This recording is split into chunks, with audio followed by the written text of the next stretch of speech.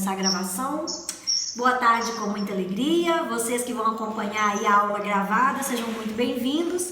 Nós vamos orar e vamos iniciar agora a terceira aula sobre o Credo dos Apóstolos, ok?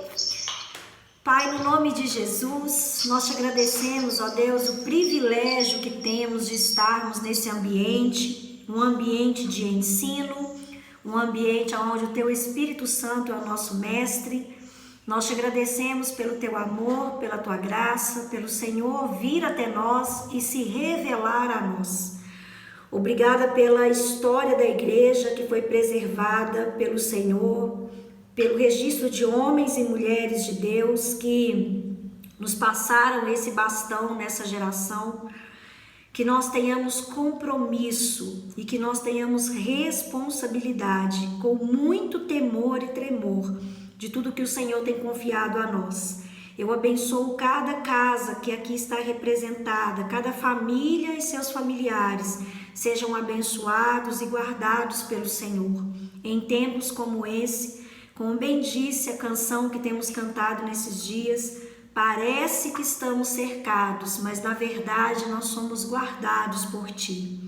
Espírito Santo, conduza-nos nesse tempo de aula, o conteúdo que vamos estudar hoje, a confissão de fé no Novo Testamento, uma maior base sobre o eu creio, onde nós vamos buscar aí consciência da nossa profissão de fé. Abençoamos todos que contribuíram para que esse material chegasse até nós e também, ó Deus, que o nosso coração seja uma terra fértil. Em nome de Jesus, amém. Amém? Glória a Deus. Então vamos lá. Eu quero iniciar com vocês a profissão, do documento que nós estamos estudando, que é o Credo dos Apóstolos. E a versão que nós temos usado aí é uma versão que é usada pela Igreja Luterana no Brasil, E aí nós temos creio em Deus, observando que a gente coloca a vírgula sempre depois desse Deus. E nós vamos falar um pouquinho sobre isso hoje, que é justamente que o nosso Deus, ele não é qualquer Deus, Ele é um Deus que se diferencia dos outros deuses, de outras entidades. Então nós temos essa expressão, creio em Deus, vírgula, o Pai Todo-Poderoso, Criador dos céus e da terra, e em Jesus Cristo, seu único Filho, nosso Senhor, que foi concebido pelo poder do Espírito Santo, nasceu da Virgem Maria, padeceu sob Pôncio Pilatos, foi crucificado, morto e sepultado, desceu à mansão dos mortos, ressuscitou ao terceiro dia, subiu aos céus, está sentado à direita de Deus Pai Todo-Poderoso, donde há de vir a julgar os vivos e os mortos. Creio no Espírito Santo, a Santa Igreja Católica, a comunhão dos santos, a remissão dos pecados, a ressurreição da carne, a vida eterna. Amém. Então, lembrando que não é uma reza, não é para a gente orar o credo, mas ele é uma confissão de fé. Ele está composto aqui de pelo menos 3 divisões básicas, representando justamente ali a confissão que fazemos para o Deus Trino, Esse Deus que sempre se apresentou como uno e como trino. Esse é um grande mistério que a nossa mente fica bloqueada, porque a gente tem um limitador, a gente não consegue entender isso muito bem, mas o nosso Deus é um, que se apresenta em 3 pessoas, e o credo traz essa consciência do Deus Pai, do Deus Filho, do Deus Espírito. Temos aí a parte central do credo dedicada a maior parte ao Filho, que é o Deus revelado, que é o Deus encarnado.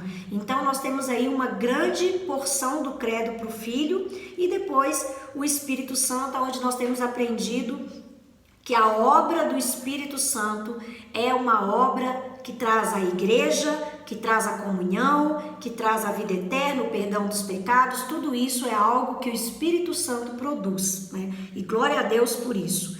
Então, recapitulando aí um pouquinho do que a gente viu até agora, nós estamos fundamentando a palavra eu creio, O credo, ele tem essa responsabilidade na sua profissão quando nós, como cristãos, professamos a nossa fé embasado numa consciência de ensino, Então, nós não podemos simplesmente falar, eu creio porque creio. Isso não é inteligente, isso não é racional. E o apóstolo Paulo, ele traz isso pra gente ali em Romanos 12, ele vai falar que o nosso culto é um culto racional. A fé, ela não é um salto no escuro, né? Ela não é uma coisa anti-intelecto, pelo contrário. A fé é justamente nós termos inteligência para discernir, para crer e para compreender. Esse é um ponto que nós precisamos lembrar. E aí, nós estamos trabalhando um pouquinho sobre as confissões de fé que a gente tem no Antigo Testamento, porque dá a impressão que o credo é algo novo, né? Olha, apareceu o credo na igreja primitiva. Não, a gente tem confissões de fé no Antigo Testamento, nós vimos alguns textos. Quando que essas confissões são requeridas? Confissão é a Deus requerendo daquele que crê uma resposta. Então, se você quiser definir confissão, é simplesmente isso. Deus se revela, nessa revelação de quem Ele é, Ele exige uma resposta. A resposta é a minha confissão. Então, durante todo o Antigo Testamento, que Deus foi se revelando ali com a sua grandeza, com as suas maravilhas, com os seus milagres, né? Libertando o povo do Egito, trazendo ali todo aquele cenário que nos maravilha.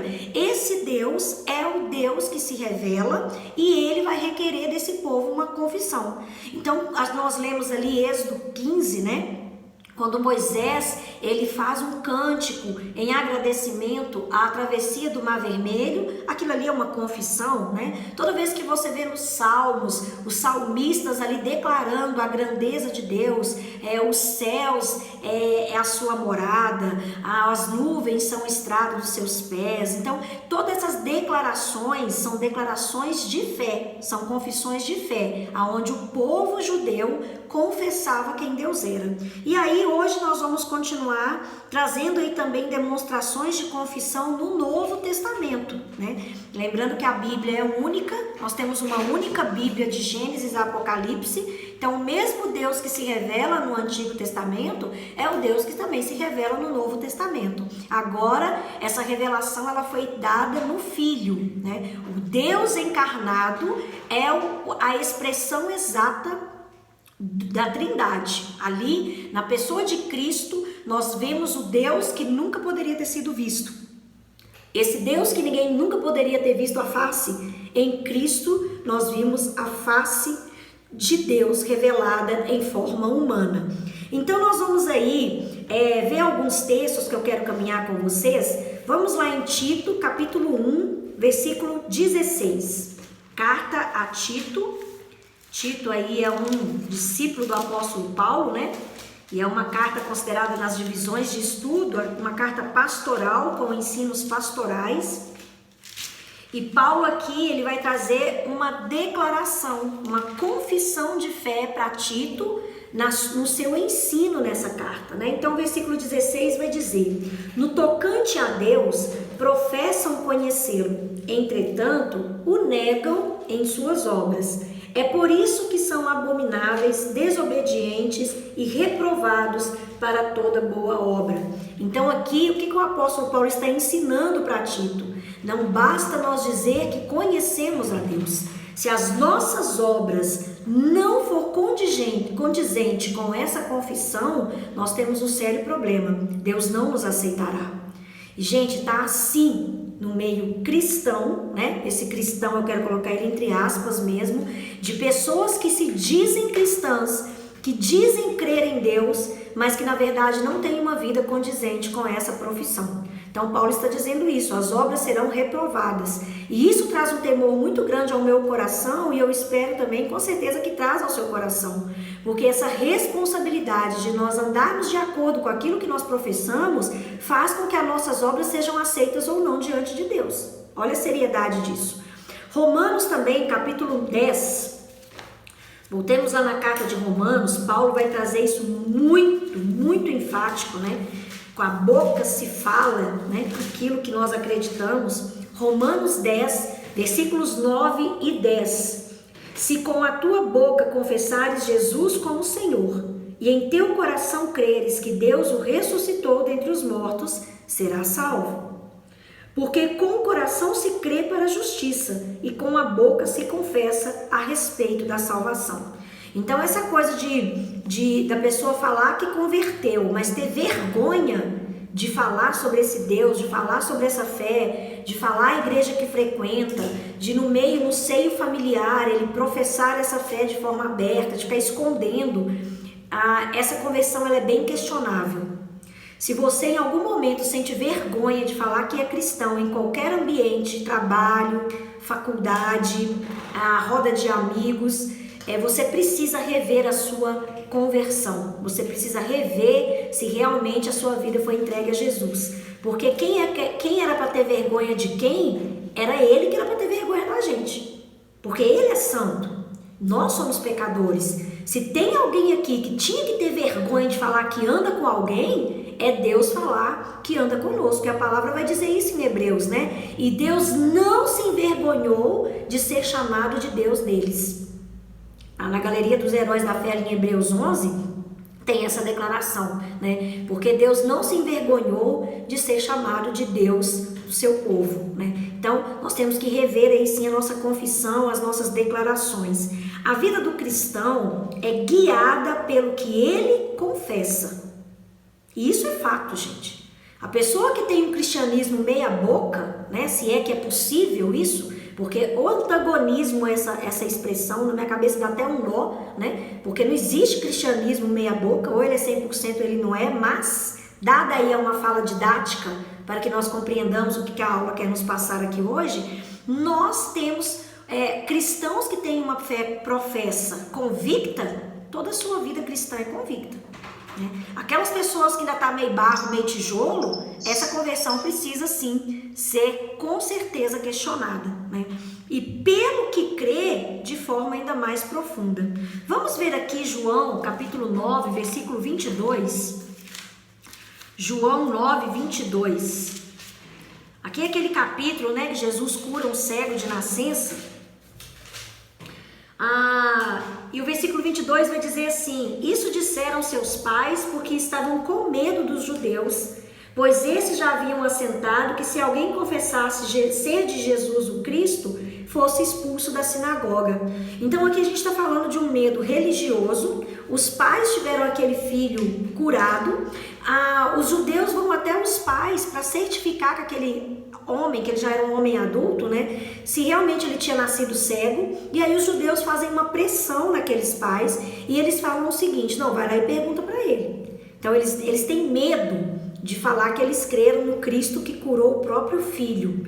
Olha aí para você ver como que a fé, quando ela é realmente confrontada, se ela não vai colocar em xeque aí realmente o que a gente é, o que a gente pensa. Também João 12, 42... João capítulo 12, versículo 42, vai dizer assim: contudo, muitos dentre as próprias autoridades creram nele, mas por causa dos fariseus não o confessavam, para não serem expulsos das sinagogas. Então aqui nós temos um cenário dentro do povo judaico, que as autoridades ali do meio de Israel, muitos creram em Jesus, né? Mas eles não falavam, eles não confessavam, com medo de perder o status ali dentro das suas comunidades, né, religiosas. É como se nós tivéssemos medo aí de falar que somos cristãos pelo emprego que nós temos, quantas ameaças nós sofremos, né, dentro do... Teve uma época que eu trabalhava no Carrefour e teve um momento em que eu trabalhava junto com o diretor ali da central de distribuição lá perto do Ceasa. E eu já tinha confessado a minha fé lá dentro, eu tinha um grupo de estudo lá dentro do Carrefour, era uma coisa muito legal que Deus nos deu lá na época. E teve várias situações em que o meu chefe ele mandava eu mentir ao telefone, né? E até que depois ele desistiu, mas no início ele era um diretor novo, ainda não me conhecia, e ele falava, fala isso, fala aquilo, eu falava com ele, eu não vou falar. E ele falava, então você não trabalha comigo. Eu falei, então você pode me mandar embora, né? Foram várias ameaças, assim, eu precisando do trabalho, com certeza, morando de favor na casa da minha mãe, uma loucura, né? A gente estava passando um momento financeiro muito difícil, foram várias vezes o diabo fazendo pressão para que eu negociasse a minha fé. E aí, muito tempo depois, uns 8, 9 meses depois, teve uma situação dentro do escritório, e naquela situação, teve que fazer um checamento de caráter, né? Teve que falar, um fulano falou, fulano não falou, não sei o que, não sei o que. E aí o diretor, quem que ele manda chamar? A Flávia. E aí quando alguém falou alguma coisa lá que eu nem lembro mais, gente, graças a Deus, nem lembro mais o que era, mas eu lembro que a pessoa estava me acusando de ter falado alguma coisa e eu falei que eu não tinha falado e tudo, e ele falou assim, a Flávia não. Na Flávia eu confio 100%, porque ela não mente. Olha para você ver, a mesma pessoa que me pressiona um tempo atrás é a mesma pessoa que me defende meses depois, né? Confiando ali que eu professava um cristianismo idôneo, né? Algo que estava de acordo com a fé que eu declarava. Então é muito sério isso, né? A igreja perseguida, ela passa por isso. A igreja perseguida, não sei se vocês acompanham aí, eu sempre tenho indicado os cristãos a acompanhar o trabalho ali da Portas Abertas, e eles vão dizer justamente isso. Os cristãos que estão em lugares que a igreja é perseguida, eles falam assim, não orem para que nós deixemos de ser perseguidos, porque isso fortalece a nossa fé. Nós conhecemos um casal de cristãos que estão refugiados aqui em Belo Horizonte, e eles vieram de um lugar que a igreja é perseguida até hoje, e eles estão aqui, né, até com nome falso e tudo, realidade, né, de quem vem de igreja perseguida, e ele fala que ele tem mais dificuldade de ser cristão aqui do que quando ele morava no país dele que era perseguido, porque aqui ele falou que a perseguição é mental, você tem uma falsa liberdade, né? Então isso é muito sério. Então por isso que a gente vem para uma sala de aula como essa, por isso que nós estamos revendo as nossas crenças, revendo a nossa confissão, porque nós precisamos renovar a nossa mente. Nós precisamos ter sabedoria e consciência da confissão da nossa fé.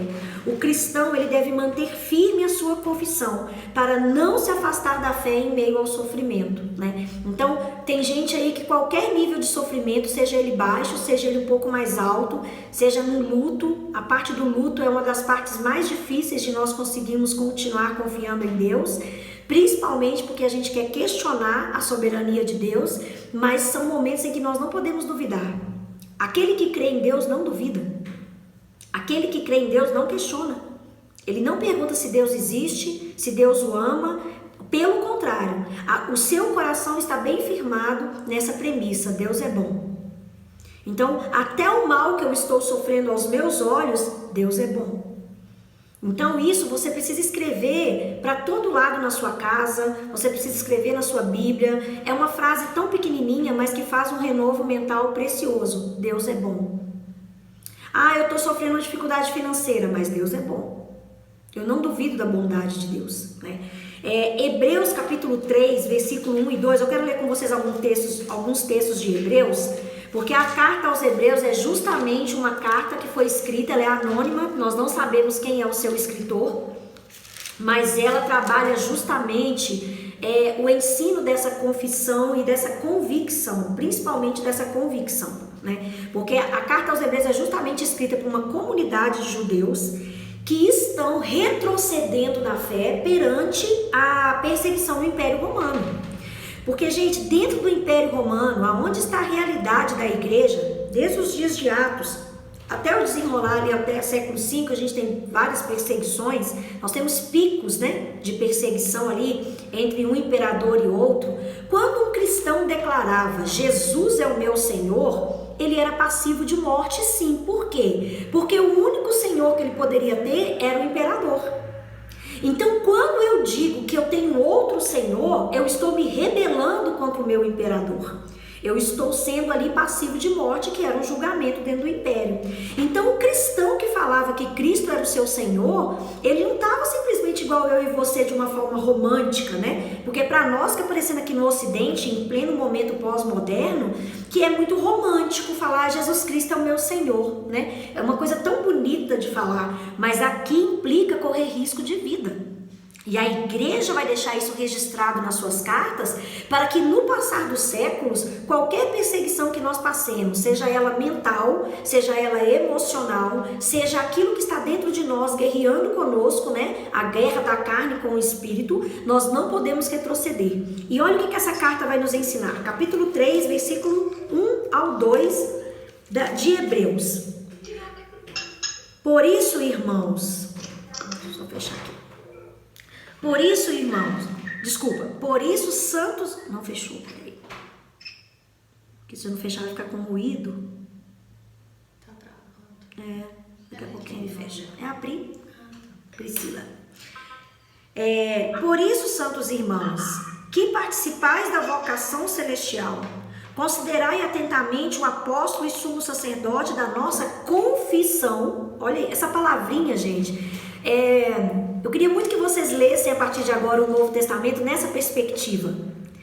Começa a circular na sua Bíblia impressa, né? Na Bíblia de telefone, talvez não vai ter gente que consiga ali marcar, mas começa a circular as palavras confissão, confessando, todas essas raízes dessa palavrinha de confessar. Vocês vão ver como que isso é mais comum do que a gente pensa, né? E aqui o sumo sacerdote apóstolo é o próprio Cristo. Versículo 2, o qual é fiel àquele que o constituiu, como também o era Moisés em toda a casa de Deus, né? Então nós temos Moisés também, que vai ali ser um representante, uma figura de Cristo no Antigo Testamento, né? O versículo 12 e 13 desse mesmo capítulo 3 vai dizer assim: tende cuidado, irmãos, jamais aconteça haver em qualquer de vós perverso coração. Olha isso, gente. A gente tem a impressão que perverso é só aquele que está fazendo maldades esdrúxulas, né? Não. Perverso coração de incredulidade, que vos afaste do Deus vivo. Versículo 13. Pelo contrário, exortai-vos mutuamente a cada dia, durante o tempo que se chama hoje, a fim de que nenhum de vós seja endurecido pelo engano do pecado. O que nós estamos fazendo numa sala de aula? Nós estamos nos exortando mutuamente. Isso aqui, o ensino é uma exortação. Enquanto eu preparei a aula, o meu coração foi exortado. Enquanto eu estou ministrando aqui para vocês, eu e vocês estamos sendo exortados, para que nós não tenhamos incredulidade no nosso coração. Também o capítulo 4, versículo 14. Eu amo a carta aos Hebreus, né? Tendo, pois, a Jesus, o Filho de Deus, como grande sumo sacerdote, que penetrou nos céus, conservemos firme a nossa confissão. Conservemos firme a nossa confissão. Capítulo 10, versículo 23, também de Hebreus. 10, 23. Guardemos firme a confissão da esperança, sem vacilar, pois quem fez a promessa é fiel. O Billy Graham, ele tem uma frase que eu gosto muito, né? Ele fala assim: eu já li a Bíblia até o final, tudo vai dar certo, né? E é verdade. Guardemos a nossa confissão, porque o que nos aguarda está muito além dessa vida. O que nos aguarda, a nossa esperança está muito além das coisas terrenas, está muito além de quando nós fecharmos os olhos nessa terra, está muito além de tudo que nós conseguimos imaginar com a nossa mente humana. A nossa confissão de fé, ela está respaldada na palavra daquele que não mente, daquele que é fiel para cumprir, né? Nós vimos que várias promessas já foram cumpridas na própria vinda do Cristo, e nós temos ainda mais promessas para serem cumpridas, e nós podemos confiar que aquele que prometeu é fiel. Ele vai fazer com que tudo seja concretizado diante daquilo que ele nos prometeu. Lembrando aí que vocês podem ir anotando alguma pergunta, alguma observação, algum desejo de comentário, que no terceiro momento a gente abre a partir de 3h20. A nossa aula, quando ela acontece presencialmente, ela vai até 3h30, né? Mas a partir de 3h20 eu vou deixar aberto aí para vocês fazerem perguntas ou complementar alguma coisa que vocês têm aí também como conhecimento, tá bom? Porque eu creio que todos vocês aí têm muito a acrescentar, né, pra gente.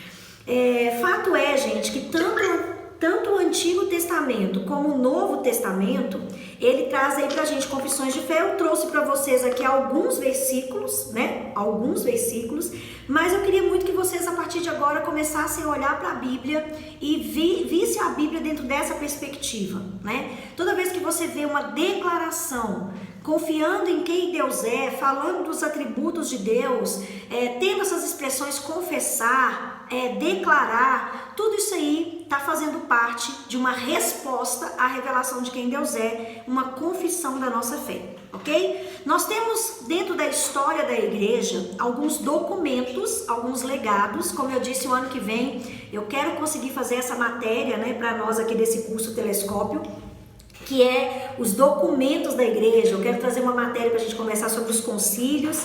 Nós temos aí pelo menos 7 principais concílios, né? E todos os concílios vão ter os seus documentos, e esses documentos são chamados de credo, porque são declarações de fé da igreja, e nós temos isso como legado, né? Eu tenho, até indiquei para vocês essa Bíblia Genebra, né? A Bíblia Genebra, ela tem vários documentos dentro do seu compêndio de estudo aqui no final, onde nós podemos recorrer à Confissão de Westminster, documentos do Cânonos de Dort, né? São documentos aí que tem cristãos na igreja que nunca nem ouviu falar sobre isso, né? E são documentos tão importantes. A Confissão Belga, gente, a Confissão Belga tem ali declarações lindíssimas da igreja. Então, eu quero sim trazer uma matéria sobre esses documentos, que eu acho que é muito interessante para a gente aprofundar um pouquinho. Também o Catecismo de Heidelberg e também de Westminster, né? Como eu disse, são aí confissões, são declarações aonde a igreja se apoia, né? Aonde a igreja está dentro ali das suas confissões. Por isso, e hoje, na nossa época pós-moderna, aonde que nós nos apoiamos? Nesses documentos, aonde as igrejas têm a sua declaração de fé. Então, a declaração de fé da sua comunidade cristã é uma confissão comunitária da sua igreja. Então, aqui na nave nós temos a nossa confissão de fé, a gente estuda essa confissão de fé toda semana. O Mori, né? As meninas aí que ainda não conhecem, o Mori é o meu marido, o pastor Léo, eu chamo ele de Mori, de Amore, né? Ele, toda semana, ele tem um dia na semana que ele estuda artigo por artigo da confissão de fé da nossa comunidade local com a igreja, até mesmo para refrigerar isso, né? Então, depois que a gente montou esse documento, todos os membros leem, quem chega à igreja estuda, tem que ler esse documento. A pessoa só é recebida como membro na igreja depois que ela aceita esse documento, né? Então, a gente nem aceita no nosso rol de membro quem não tem uma convicção de que aquele leão está certo. Então, na nossa declaração de fé está falando que nós confiamos que a Bíblia é infalível, que ela é a palavra de Deus. A gente se respalda nessa declaração em cima de documentos da igreja, como esses que eu falei com vocês, Confissão Belga, Catecismo de Westminster, Cânonos de Dort, coisas aí que vêm anterior a nós e que deixou uma base muito boa para nós como igreja.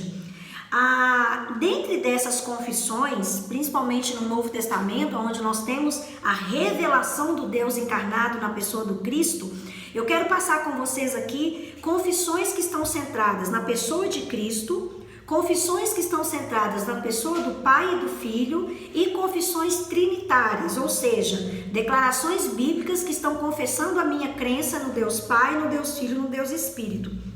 Lembrando que apesar de nós termos essa mania, né, por assim dizer, né, fica até meio criança ficar falando isso, mas essa mania de colocar Deus Pai em primeiro lugar, Deus Filho em segundo, Deus Espírito Santo em terceiro, isso não existe nas declarações bíblicas. Eu vou passar com vocês aqui alguns textos e vocês vão ver que ora eles colocam Deus em primeiro na citação, ora coloca Jesus em primeiro, ora coloca o Espírito, depois Deus, depois Jesus. Por quê? Porque nós temos essa consciência de que Deus é um único Deus e que não existe classificação na Trindade.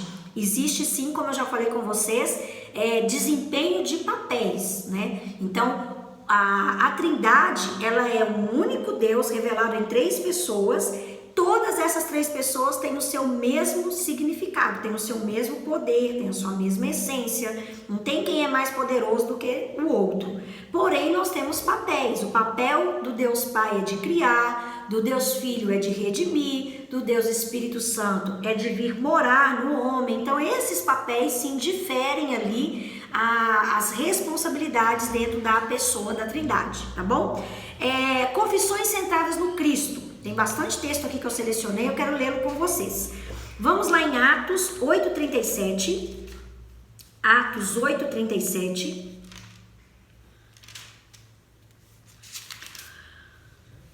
Filipe respondeu: é lícito se crês de todo o coração. E respondendo ele, disse: creio que Jesus Cristo é o Filho de Deus. Aqui é aquele momento em que Filipe está pregando para o eunuco, e antes de batizar o eunuco, é nessa passagem aqui, uma das passagens, né? Porque nós temos outras, mas que a igreja vai respaldar o seguinte: só batiza quem confessa. Então a pessoa, para ser batizada nas águas, para ter ali essa inserção no corpo de Cristo numa igreja local, ela precisa sim confessar. E você vê aqui que o Filipe, ele está exigindo daquele eunuco que está se declarando cristão uma confissão. Então ele vai dizer assim: aqui, você só vai ser batizado se você confessar. Não, eu confesso, eu creio que Jesus Cristo é o Filho de Deus. Então nós temos aqui uma declaração centrada na pessoa do Filho. Romanos 8:34.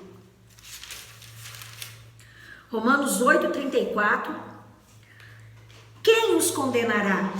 É Cristo quem morreu, ou antes quem ressuscitou, o qual está à direita de Deus e também intercede por nós. Aqui o apóstolo Paulo também está fazendo uma confissão de que o Cristo ressuscitou, está à direita do Pai e intercede por nós. Segunda carta a Timóteo, capítulo 2, versículo 8. 2 Timóteo 2:8.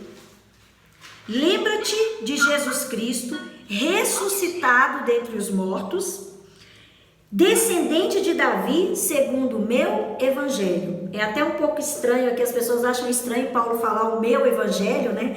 Mas na verdade, como a gente viu, comentei com vocês, os escritos bíblicos, eles estão dentro do momento da história, que é o Império Romano, e... acabou meu tempo, eu nem vi, olha. Nem vi. E ele me avisou, tá? Os meninos já sabem, eles vão entrar lá. Só um minutinho aí, por favor, quem tá na gravação. Meu tempo acabou, eu nem vi, gente.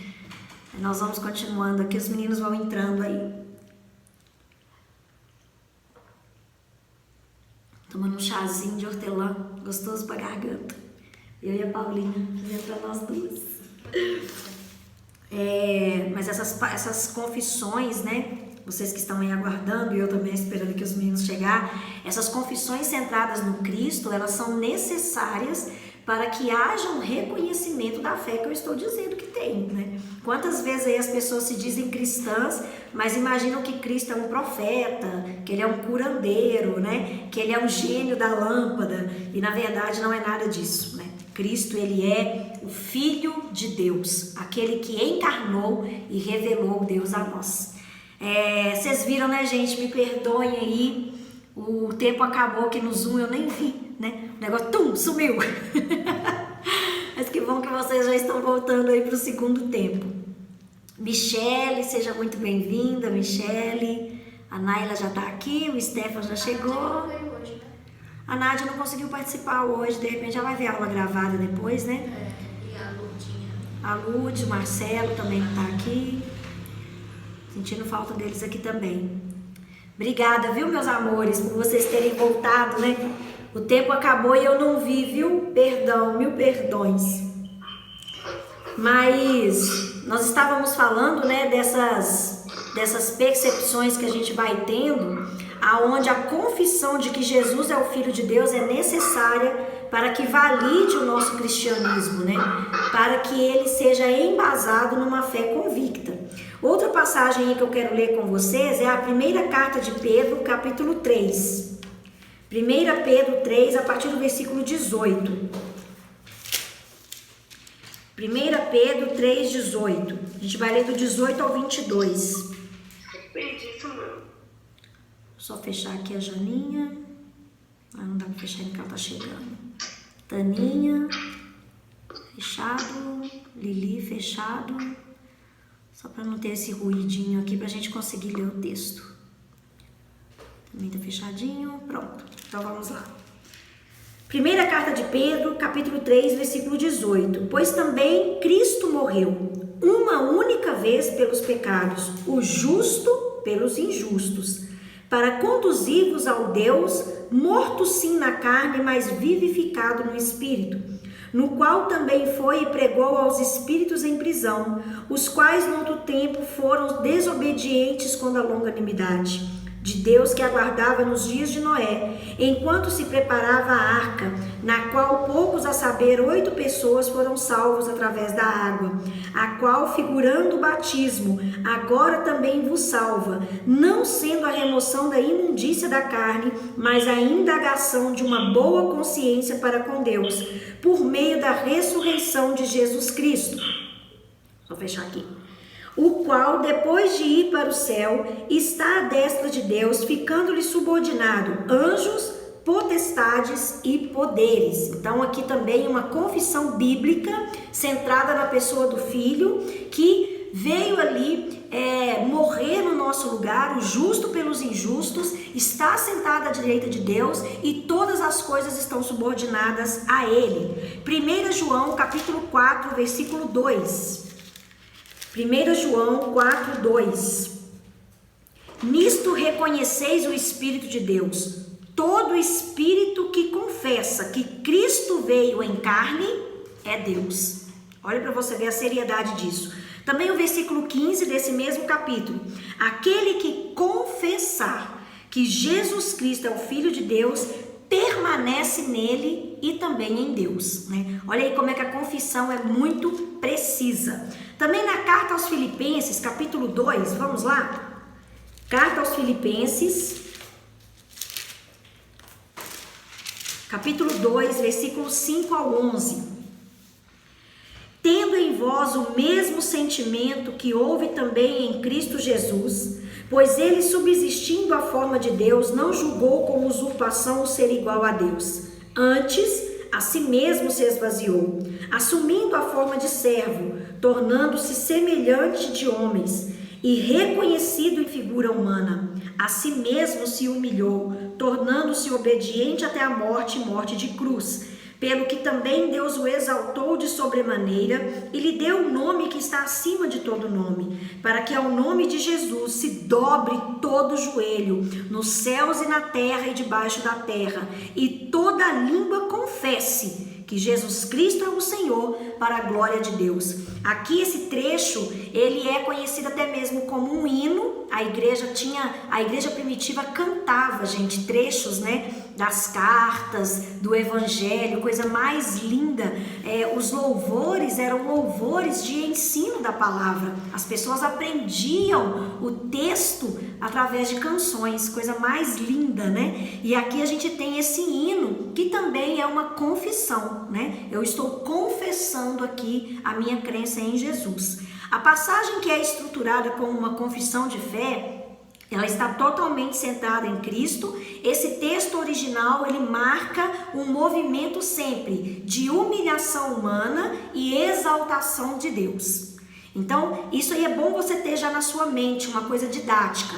Está lendo a Bíblia, começa a entender ali o que é declaração de fé, o que é confissão de fé. Eu gosto muito de escrever, minha Bíblia é toda colorida, toda riscada, toda anotada, né? Então, quando eu vou para um estudo como esse, eu falo, esse ano então eu vou ler a Bíblia toda, e esse ano eu vou ter um olhar escatológico, por exemplo. Aí todo texto que é de escatologia eu grifo, circulo, anoto nas beiradas, vou fazendo ligação com outros textos, eu gosto de fazer isso.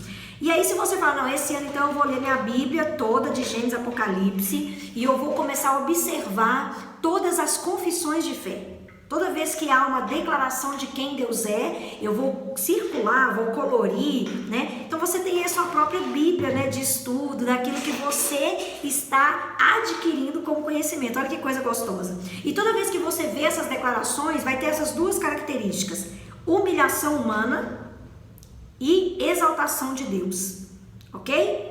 Humilhação humana, exaltação de Deus. Porque toda vez que eu confesso quem Deus é porque Ele se revelou a mim a sua grandiosidade, e a sua grandiosidade naturalmente revela a minha mediocridade, revela a minha dependência. Então é nesse caminho de humilhação, é a Flávia reconhecendo o quão grande Deus é e o quão pequena ela é, o quão dependente desse Deus ela é, né? E quão grande esse amor que me alcançou.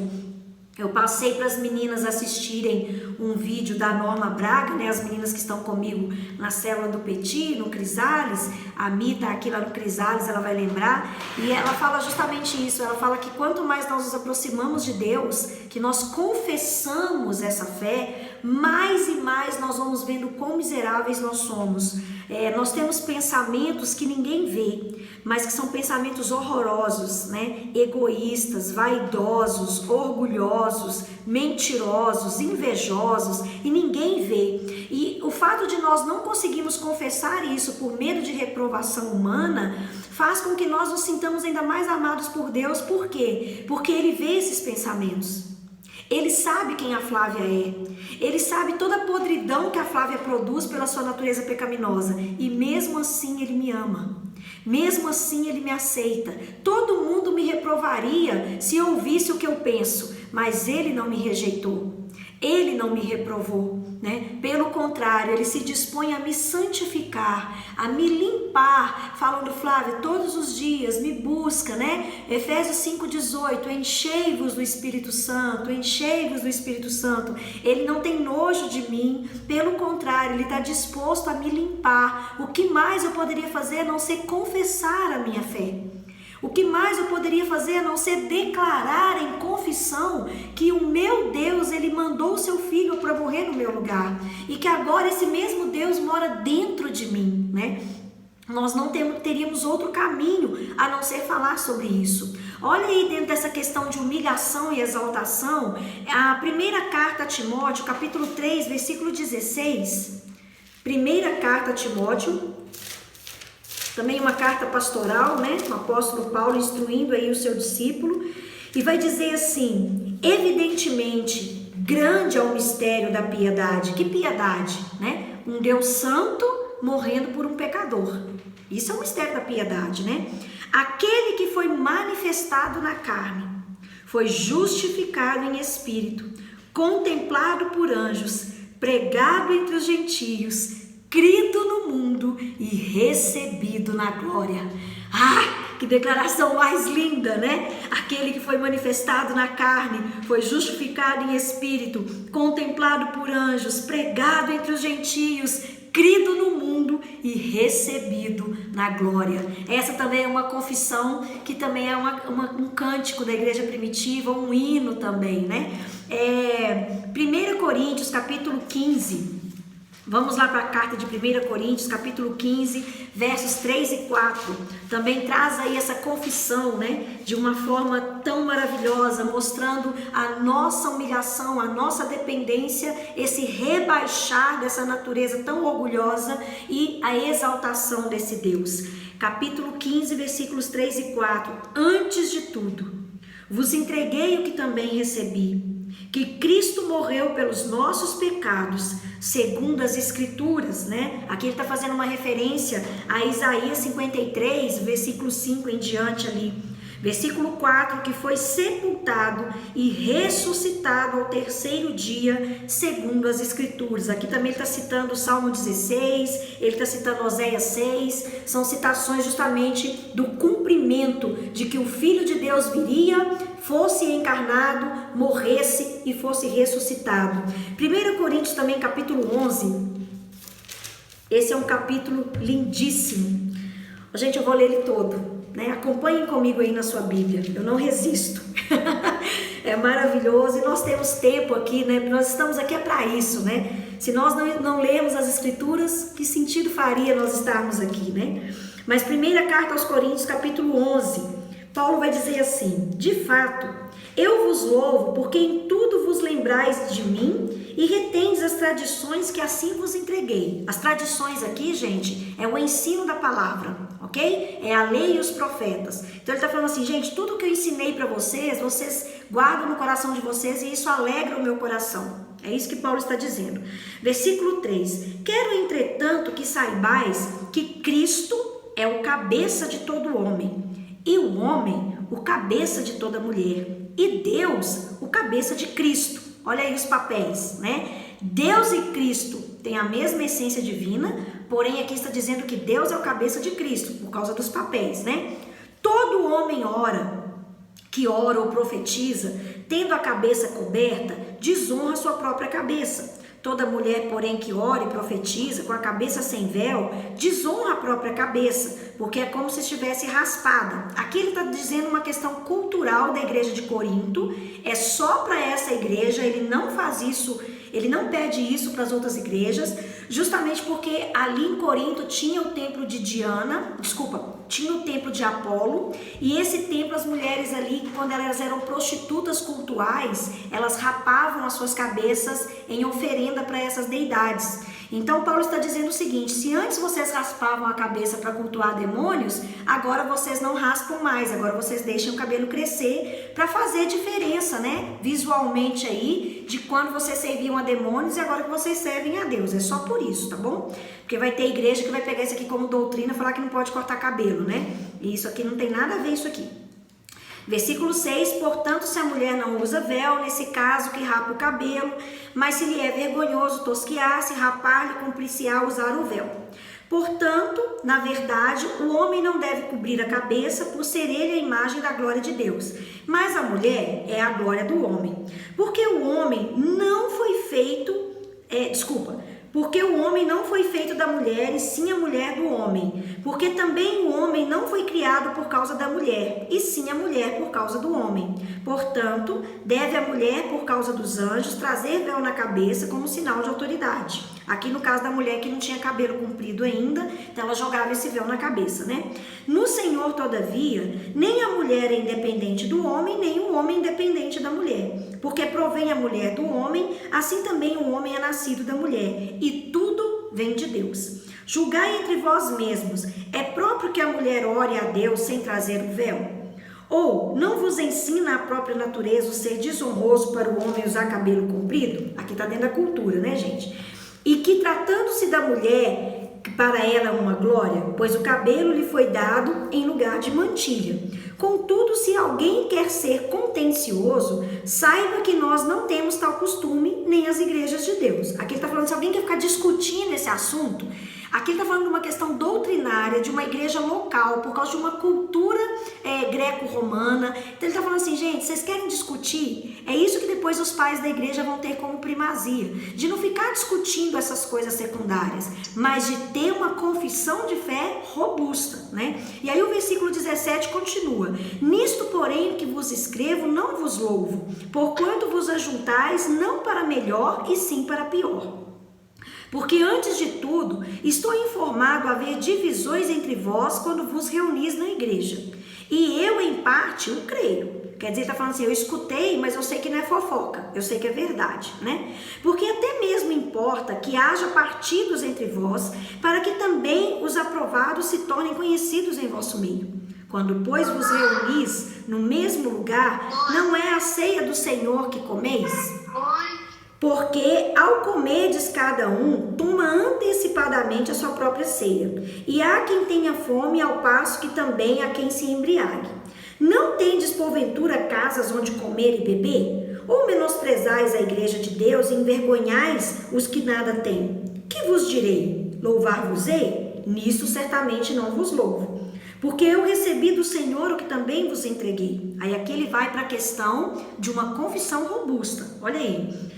Porque eu recebi do Senhor o que também vos entreguei, que o Senhor Jesus, na noite em que foi traído, tomou o pão, e tendo dado graças, o partiu e disse: isto é o meu corpo que é dado por vós, fazei isto em memória de mim. Por semelhante modo, depois de haver ceado, também tomou o cálice, dizendo: este é o cálice da nova aliança, do meu sangue, fazei isso todas as vezes que o beberdes em memória de mim. Porque todas as vezes em que comerdes deste pão e beberdes deste cálice, anunciais a morte do Senhor até que ele venha.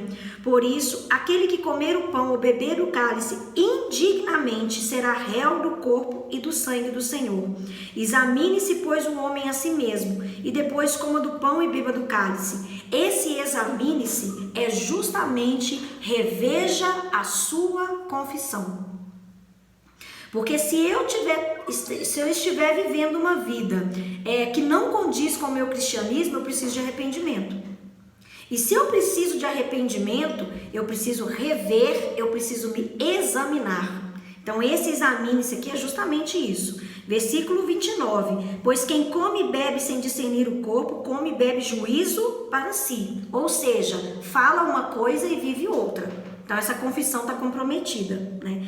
Eis a razão porque há entre vós muitos fracos e doentes e não poucos os que dormem. Porque se nós julgássemos a nós mesmos, não seríamos julgados. Mas quando somos julgados e disciplinados pelo Senhor, não para sermos condenados com o mundo. Assim, pois, meus irmãos, quando vos reunis para comer, esperais uns pelos outros. Se alguém tem fome, come em casa, a fim de que não vos reunides para juízo. Quanto às demais coisas, eu as ordenarei quando for ter convosco. E aqui depois ele continua falando sobre os dons espirituais. Então Paulo aqui ele está trazendo para a gente uma consciência do que é discussões doutrinárias, o que é uma confissão e o que é um exame da própria confissão, ok? 1 Coríntios capítulo 8, versículo 6. 1 Coríntios 8, 6. Todavia para nós há um só Senhor, um só Deus e Pai, de quem são todas as coisas, para quem existimos, e um só Senhor Jesus Cristo, pelo qual são todas as coisas e nós também por Ele. Olha aí uma confissão. Essa confissão ela é necessária nesse momento nas cartas às igrejas, porque os judeus que estão se convertendo, eles estão ali influenciando toda a comunidade judaica. E eles estavam recebendo ensinos de outros judeus que não estavam convertidos verdadeiramente, de que Jesus Cristo não era Deus. Olha aí outra necessidade dessa declaração na carta dos Gálatas. Gálatas capítulo 1. Gálatas 1, do 1 ao 5. Paulo, apóstolo não da parte dos homens, nem por intermédio de homem algum, mas por Jesus Cristo e por nosso Deus Pai, que o ressuscitou dentre os mortos, e todos os irmãos, meus companheiros, as igrejas da Galácia, graça a vós outros da parte de Deus nosso Pai e do nosso Senhor Jesus Cristo, o qual se entregou a si mesmo pelos nossos pecados, para nos desarraigar deste mundo perverso, segundo a vontade de Deus nosso Pai. Que assim seja agora, pelo século dos séculos. Amém. Então você vê aí uma afirmação o tempo inteiro de que Jesus Cristo é o Filho de Deus. Vamos ver algumas confissões aí também na fórmula trinitária, ok? Uma confissão do Deus Pai, Filho e Espírito. Um texto muito conhecido que nós temos é Mateus 28. A ordem aí da comissão, né? Para que nós façamos discípulos. Mateus 28, 19. Ide, portanto, fazendo discípulos de todas as nações, batizando-os em nome do Pai, do Filho e do Espírito Santo. Romanos capítulo 1, versículos do 1 ao 4. Romanos 1, do 1 ao 4. Paulo, servo de Jesus Cristo, chamado para ser apóstolo, separado pelo Evangelho de Deus, o qual foi por Deus outrora prometido por intermédio dos seus profetas nas Sagradas Escrituras, com respeito ao seu Filho, o qual veio em carne, da descendência de Davi, e foi designado Filho de Deus, com o poder segundo o Espírito da Santidade, pela ressurreição dos mortos, a saber, Jesus Cristo Senhor. Então você tem nesse trecho a presença do Filho, o Espírito da Santidade, que é o Espírito Santo, e a presença do Pai, né? 1 Pedro 1, 2, também uma confissão aí da Trindade. Primeira carta de Pedro, capítulo 1, versículo 2. Eleitos segundo a presciência de Deus Pai, em santificação do Espírito, para a obediência e aspersão do sangue de Jesus Cristo, na presença vos sejam multiplicadas. Viram aí? O Deus Pai, o Deus Espírito e o Deus Filho. Viu que mudou a ordem? Ele cita Deus Pai, depois ele cita Deus Espírito, depois ele cita Jesus. Viu que alterou? Não está Deus Filho, Deus Pai, Deus Filho, Deus Espírito, mostrando que não há aí um ranking, né? Não há um pódio para a Trindade. Também a segunda carta aos Coríntios, capítulo 1. Segunda carta aos Coríntios, capítulo 1, versículo 21 e 22.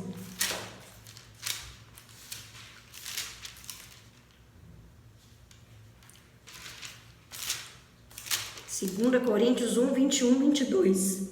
Mas aquele que nos confirma convosco em Cristo e nos ungiu é Deus. Então você tem o Filho e o Pai, né? 22. Pelo que também nos selou e nos deu o penhor do Espírito. Então aqui você tem primeiramente a menção do Filho, depois a menção do Pai, depois a menção do Espírito. Tá vendo que também não tem uma ordem sequencial como nós estamos acostumados, né? Tô trazendo para vocês esses textos para vocês verem aí que não há nenhuma obrigatoriedade de falar Deus Pai, Deus Filho, Deus Espírito, como se tivesse uma ordem de importância, né? Também Coríntios 13. 2 Coríntios 13. A graça do nosso Senhor Jesus Cristo, a presença do Filho primeiro, o amor de Deus, a presença do Pai e a comunhão do Espírito. Então aqui também você tem o Filho primeiro, depois o Pai, depois o Espírito, né? Judas, carta de Judas, antes aí de Apocalipse, capítulo 1. Essa carta tem um capítulo só. Então, capítulo 1, versículos 20 a 21. Vós, porém, amados, edificando-vos na fé santíssima, orando no Espírito Santo. Olha aí, primeiramente, a citação do Espírito.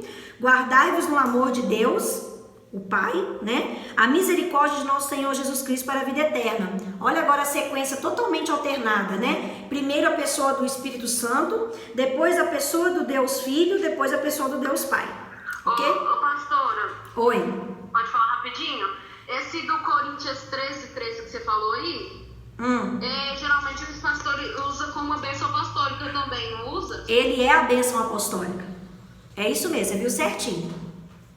Ele é a bênção apostólica que a gente fala no final do culto, né? O amor de Deus Pai, é isso aí, certinho. E Efésios capítulo 1, que também é um hino e uma confissão, né? Coisa mais linda. Efésios capítulo 1, versículo 3 em diante. Bendito Deus e Pai de nosso Senhor Jesus Cristo, que nos tem abençoado com toda sorte de bênçãos espirituais nas regiões celestiais em Cristo. Assim como nos escolheu nele, antes da fundação do mundo, para sermos santos e irrepreensíveis perante ele em amor, nos predestinou para ele, para a adoção de filhos por meio de Jesus Cristo, segundo o beneplácito da sua vontade, para louvor e glória de sua graça, que ele nos concedeu gratuitamente no amado, no qual temos a redenção, pelo sangue, a remissão dos pecados, segundo a riqueza da sua graça, que Deus derramou abundantemente sobre nós em toda a sabedoria e prudência, desvendando-nos o mistério da sua vontade, segundo o beneplácito que propusera em Cristo, de fazer convergir nele, na dispensação da plenitude dos tempos, todas as coisas, tanto as dos céus como as da terra. Nele digo, no qual fomos também feitos herança, predestinado segundo o teu propósito, daquele que faz todas as coisas conforme o conselho da sua vontade, a fim de sermos para louvor da sua glória, nós que de antemão esperamos em Cristo, em quem também vós, depois de ouvirdes a palavra da verdade, o evangelho da vossa salvação, tem também crido, ou tem confessado, ok? Foste selado com o Espírito Santo da promessa. Então, nesse trecho aí, nós temos a declaração de confissão na pessoa do Pai, do Filho e do Espírito. Então, aí nós tivemos um breve, panorama aí dessas confissões nas pessoas do Pai, do Filho e do Espírito. Temos essas menções como aquele que revelou o Evangelho, né? Então, nós temos a pessoa do Pai revelando o Evangelho desde o Antigo Testamento, como a gente vê muito bem exposto pelo apóstolo Paulo na carta aos Romanos. Temos também a pessoa do Cristo, que morre pelos nossos pecados, que ressuscita, esse Filho de Deus que veio na descendência de Davi, cumprindo o que foi prometido no Antigo Testamento. E a ressurreição desse Filho de Deus acontece por intermédio do Espírito Santo. É o Espírito Santo que vem com essa vida poderosa e arranca Jesus de dentro daquele túmulo, dando ali uma vitória eterna contra a morte que eu e você teríamos que morrer, essa morte espiritual em que nós nos encontrávamos e que agora ela foi aí vencida na pessoa de Cristo. Pastora. Pastora. Quando a gente usa o Pai Nosso. Dá pra me ouvir? Dá. Na oração do Pai Nosso a gente usa essa última ordem que você falou também, não usa? Então, ali você tem a presença da Trindade, né? Quando você ora, né? Ô Mi, eu só vou te pedir para você anota esses comentários seus, amor, para você fazer depois no momento dos comentários, tá bom? Só pra eu conseguir manter um raciocínio aqui, combinado? Me dá um joinha aí que você entendeu. Então vamos lá. Tá bom. A fé está fundamentada na minha confissão. Então isso aí é uma coisa legal de se anotar, que a gente vai... Ah, pastora, eu já anotei isso, anota de novo. Porque a repetição, ela vai fazendo com que você grave isso. A fé está fundamentada numa estrutura confessional. Aquilo que eu confesso é justamente o que eu creio, né? E aí eu trouxe um texto que está aí nos slides para vocês do Franklin Ferreira em relação a isso, que eu quero ler aqui com vocês. O texto bíblico pode ser distorcido. Ao texto bíblico, isolado de seu contexto canônico, podem ser atribuídas várias formas de interpretação, muitas vezes contrárias à mensagem central do texto bíblico. A gente vê isso aí aos montes, né, gente? No entanto, ao se estabelecer alguns parâmetros que resumem e guiam a interpretação correta da mensagem central do texto bíblico, não há como distorcer.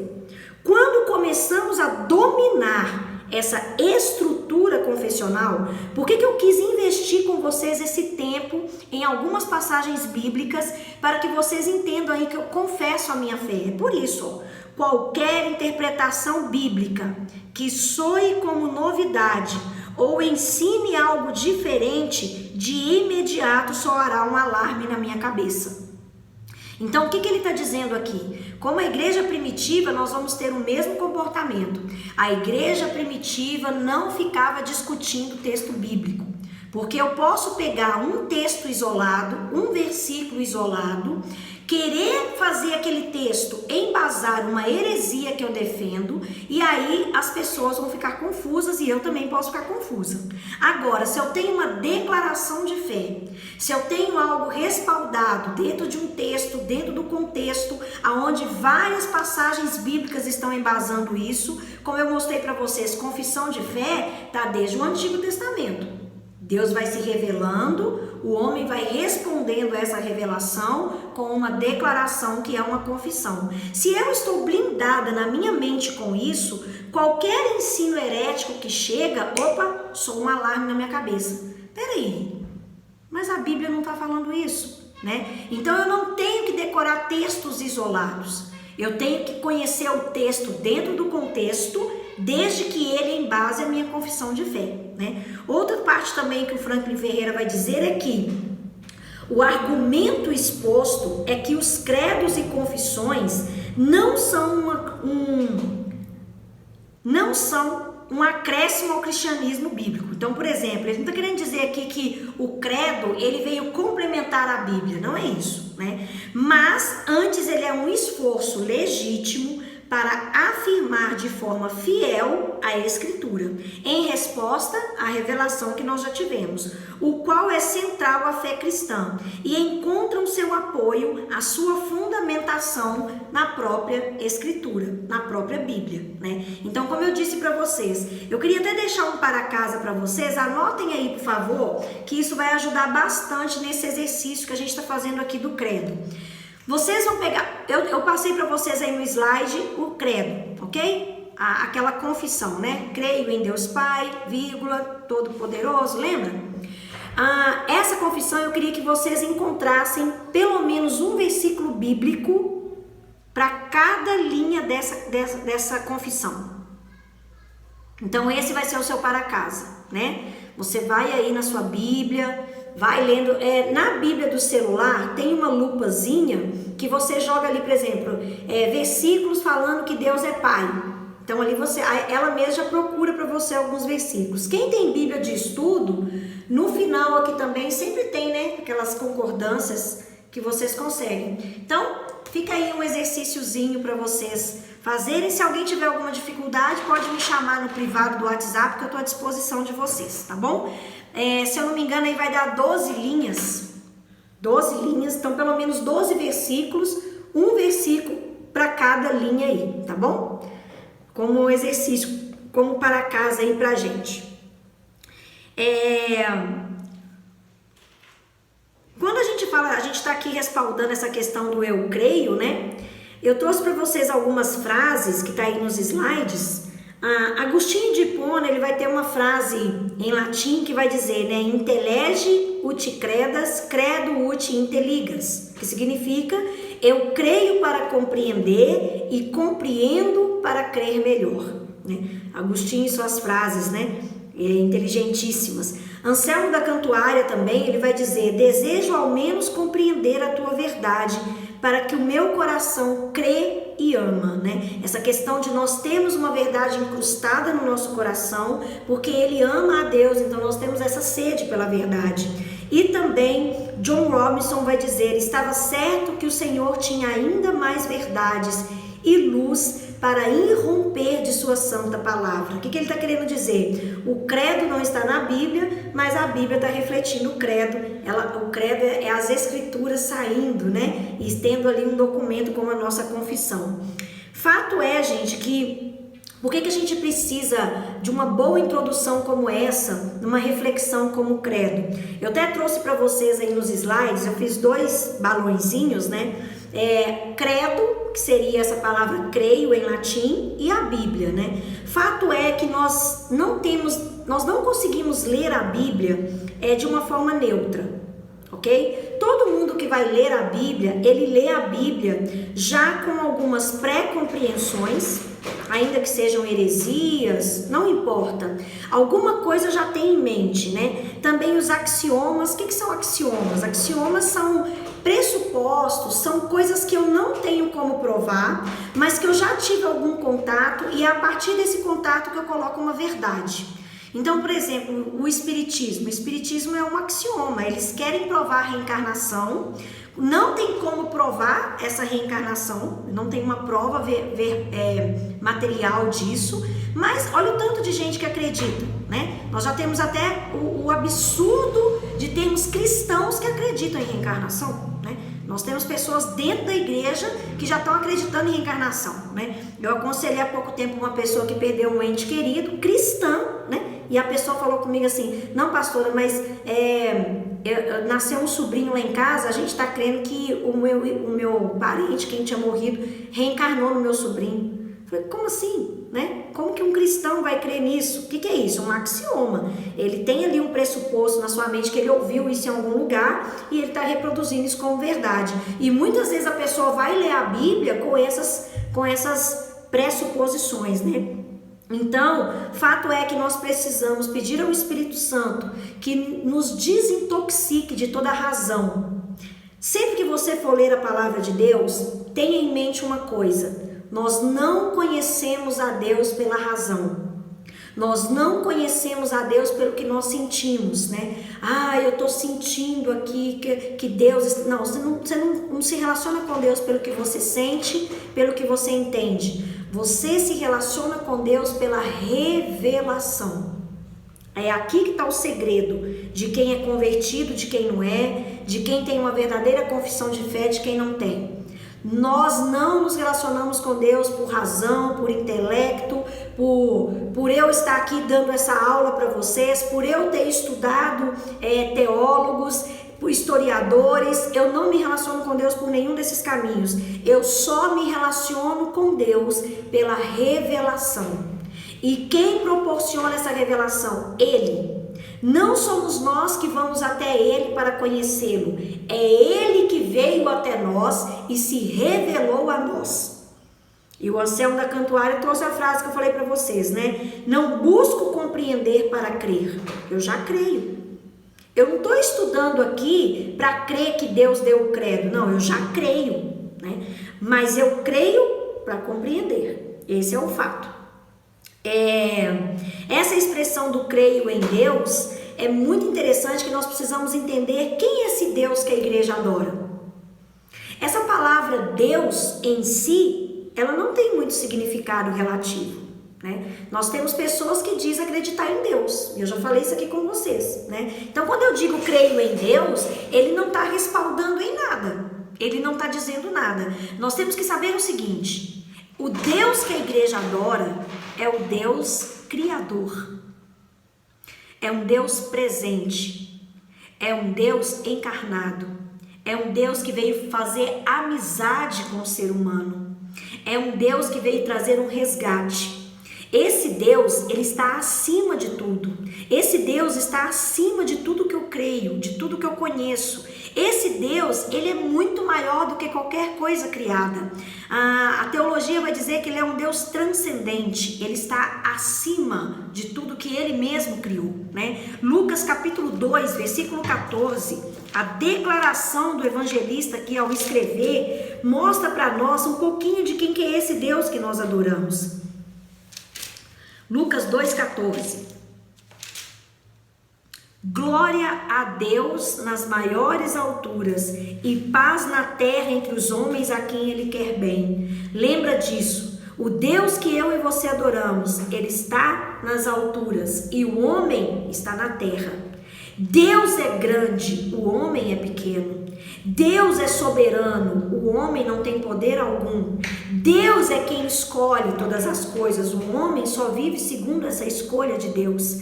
Deus é grandioso, Deus é poderoso, Deus é transcendente, Deus é onipotente, Deus é onipresente, Deus é onisciente. Ele é o Criador de todas as coisas. Esse Deus é o Deus que nós confessamos do credo. Quando nós começamos, creio em Deus, é nesse Deus, aquele que reina nos céus, o Deus Altíssimo, aquele que habita nas maiores alturas, o Deus que veio até nós. O Deus que a igreja confessa no credo não está preso a tempo, nem a espaço, nem a matéria, nem a energia. Quando ele se declara ali na sarça ardente para Moisés, dando o seu nome, eu sou, ele está dizendo no hebraico, eu sou o que sou. Ou seja, eu tenho domínio sobre o tempo, eu tenho domínio sobre todas as coisas criadas. Não existe a pergunta, né? Quando Deus foi criado? Não existe essa pergunta. Porque o quando quem criou foi o próprio Deus. Ele criou o quando, ele criou o haja, ele criou todas as coisas. Nosso tempo aqui está terminando, né? Nós vamos para o nosso momento, para o terceiro momento, aonde eu vou ouvir de vocês algumas perguntinhas e semana que vem a gente continua aqui falando da exclusividade da revelação divina, tá bom? Vamos lá para o terceiro momento, quem desejar aí, né? Para a gente conversar um pouquinho. Agora eu quero ser aí guiada por vocês e ouvir um pouquinho vocês. Vamos lá que o nosso tempinho aqui acabou. E vocês aí que estão acompanhando aqui pela gravação, muito obrigadinha, que Deus abençoe, que essa aula seja uma bênção para nós.